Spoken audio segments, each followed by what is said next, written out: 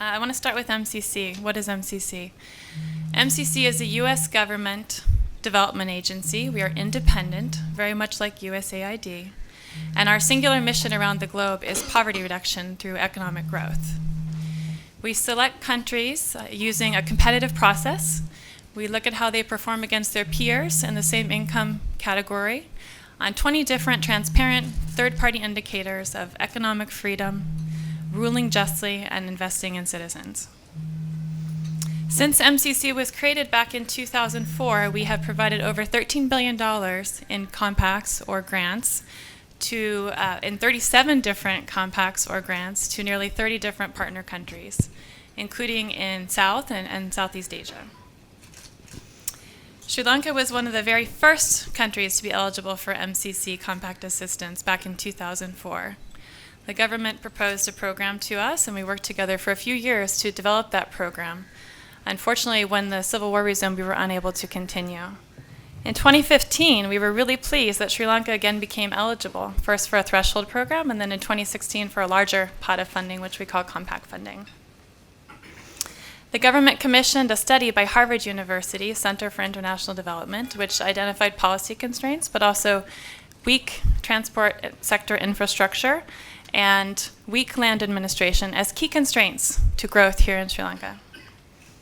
The government then held extensive consultations with line ministries and departments, with the business community, including this chamber on several occasions, and with over 100 other individual firms, civil society organizations, non-governmental institutions, banks, entrepreneurs, think tanks, research institutions, and local universities.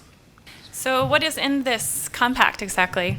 350 million of it is to improve over 300 kilometers of urban and rural transport infrastructure, to reduce traffic congestion and travel times in and out of Colombo through an automated traffic management system, to modernize bus transport to make it safer, more reliable, and more efficient through the introduction of new buses, an automated fare card system, and a bus priority system.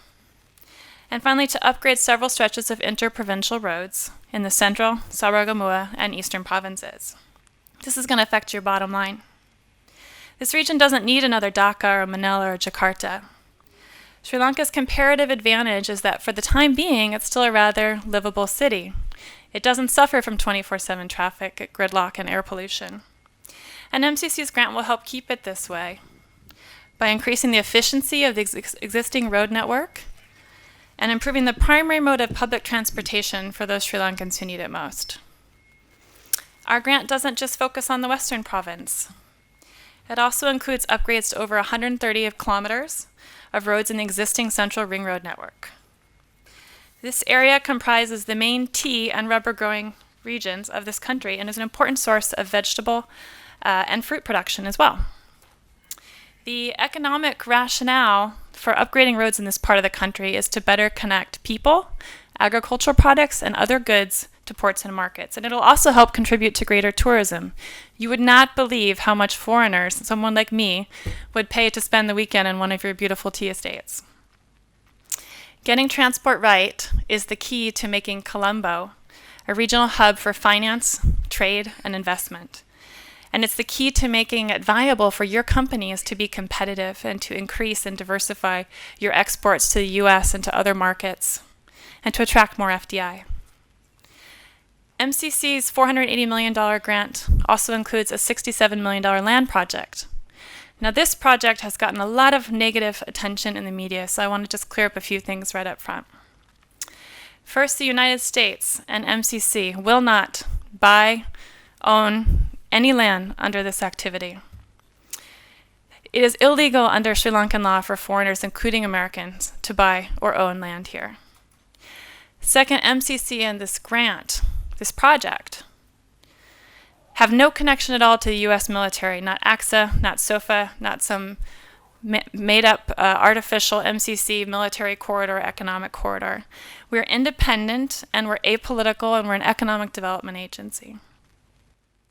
Third, MCC is not proposing to build an electric fence, an electric railway, or any kind of corridor to either to divide the country in any way whatsoever. The notion that MCC was going to build an electric railway from Colombo to Trincomalee came from the mistaken presentation of a map from the National Physical Planning Department that was produced back in 2015 and held up as MCC's compact. This is not the case. The National Physical Planning Department map is a high-level conceptualization of the government's plans to create development corridors by 2050. If you check out the August 21st article that came out in the Daily News, the Minister of Megapolis makes this clear. It has nothing to do with MCC.